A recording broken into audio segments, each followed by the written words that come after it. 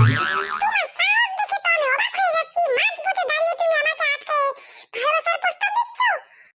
দেখো মনি, ভালোবাসা অ্যাকসেপ্ট করো, কারণ আমার ভালোবাসায় কোনো খাদ নেই। তুমি যেমন পবিত্র, আমার ভালোবাসাও তেমন পবিত্র। আমার ভালোবাসা তোমার পায়ের ধুলায় মিশিয়ে দিও না প্লিজ। দেখো তুমি আমাকে ভালোবাসে, দেখো আমি তোমাকে প্রতিদিন চা বানাই খাওয়াবো।